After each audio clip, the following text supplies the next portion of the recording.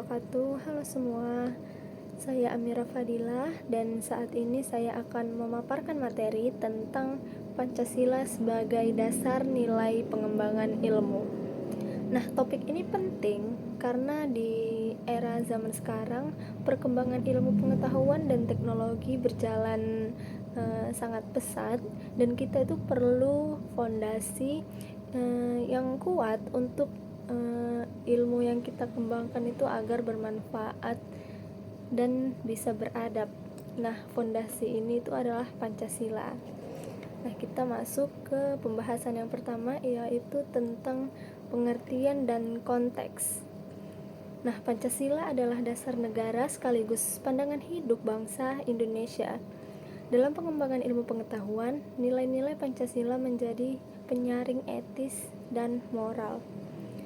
Ilmu tidak bebas nilai. Pancasila memberikan arah dan tujuan agar ilmu bermanfaat bagi kemanusiaan. Nilai-nilai Pancasila seperti kemanusiaan, keadilan, dan persatuan harus menjadi fondasi penelitian dan teknologi.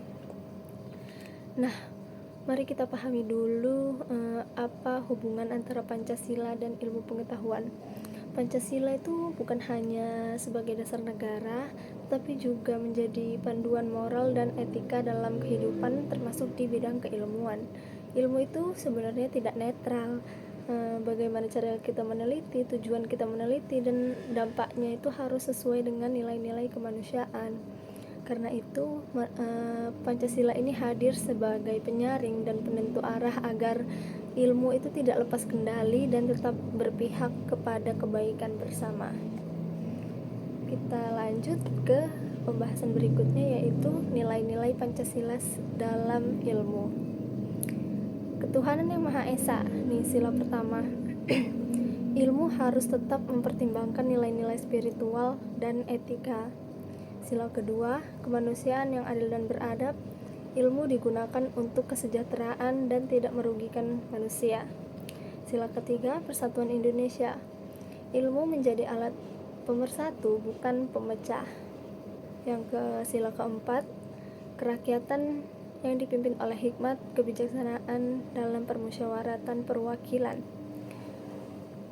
Pengembangan ilmu itu bersifat demokratis dan partisipatif. Nah, sila kelima, keadilan sosial. Hasil ilmu itu digunakan untuk menciptakan keadilan dan kesejahteraan bersama. Nah, di sini kita bisa lihat bagaimana setiap sila di dalam Pancasila ini memiliki relevansinya dengan dunia ilmu gitu. Misalnya di dalam sila pertama itu menekankan pentingnya etika dan nilai spiritual sehingga ilmu itu tidak dipakai untuk tujuan yang bertentangan dengan moral dan etika.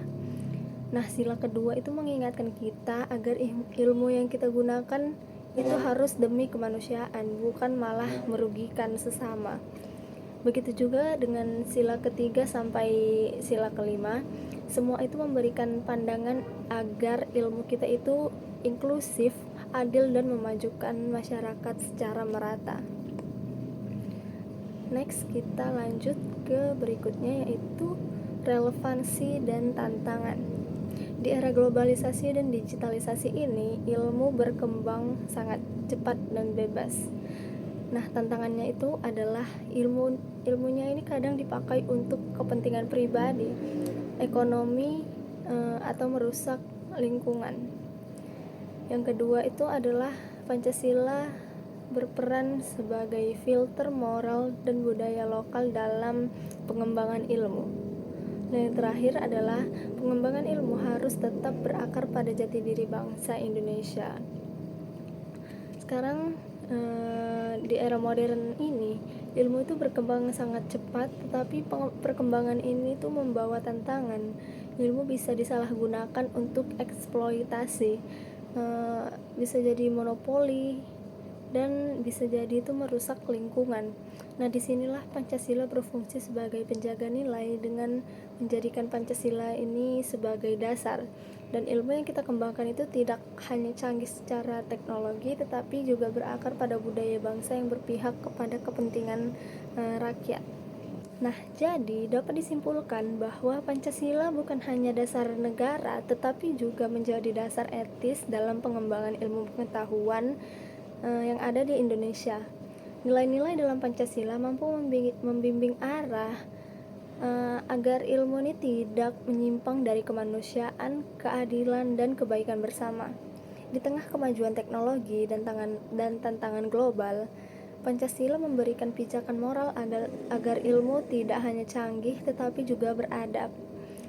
Dengan demikian, ilmu, pengetahuan, dan teknologi dapat menjadi kekuatan untuk membangun peradaban yang unggul dan bermartabat. Baik, segitu dari saya. Wassalamualaikum warahmatullahi wabarakatuh.